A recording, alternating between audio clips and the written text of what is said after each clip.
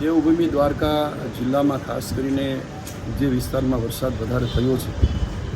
અને એને કારણે ક્યાંક પાણી ભરાઈ જવાથી, ક્યાંક ખેતરોમાં વધારે પાણી ભરાઈ જવાથી, ક્યાંક રસ્તાઓમાં નુકસાન થવાથી એની અમારા બધા જ અધિકારીઓની સાથે અને પદાધિકારીઓની ઉપસ્થિતિમાં ખાસ કરીને રાજ્ય સરકારના માન્ય મુખ્યમંત્રી જે રીતે ચિંતા કરી રહ્યા છે એના ભાગરૂપે આજે અહીંયા બધા પદાધિકારીઓ અને અધિકારીઓ સાથે એક સમીક્ષા બેઠકમાં આવવાનું થયેલું, જ્યાં પાણી ભરાઈ જવાથી નુકસાન થયેલું છે એવા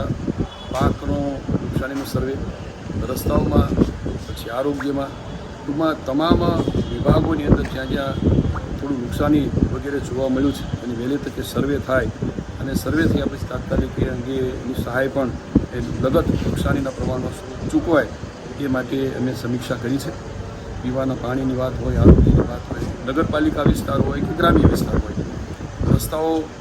અને ટૂંકમાં તમામ વિભાગોની ચિંતા કરી છે, સમીક્ષા કરી છે અને વહેલી તકે નુકસાનનું સર્વે થયા પછી રાજ્ય સરકારમાંથી મદદ મળશે. હજી ઘણા વિસ્તારોમાં પાણી છે અને ક્યાંક ને ક્યાંક તંત્રની પ્રી મોસમ કામગીરીના સવાલો ઉઠ્યા છે.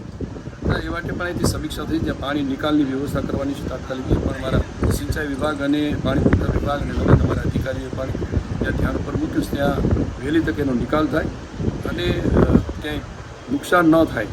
પાકને હોય અથવા તો જ્યાં રહેણાંક વિસ્તાર હોય એવા વિસ્તારની અંદર પણ લોકોને મુશ્કેલી ન પડે એ માટેની પણ આજે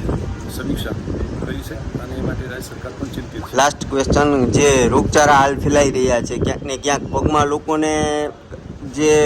એક નવો રોગ થાય છે ચામડીના અને ખાસ જે ચાંદીપુરા વાયરસ એની પણ ક્યાંક ને ક્યાંક વાત છે દેવભૂમિ આજે જિલ્લા. અમારા જિલ્લાના મુખ્ય જિલ્લા આરોગ્ય અધિકારી, અમારા આરએસી અને અમારા જિલ્લાના વિકાસ અધિકારી અને બધા પદાધિકારીઓ જે ધ્યાન પર મૂક્યું છે તે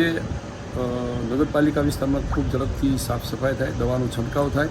અને જે ચાંદીપુરા રોગની ચિંતાએ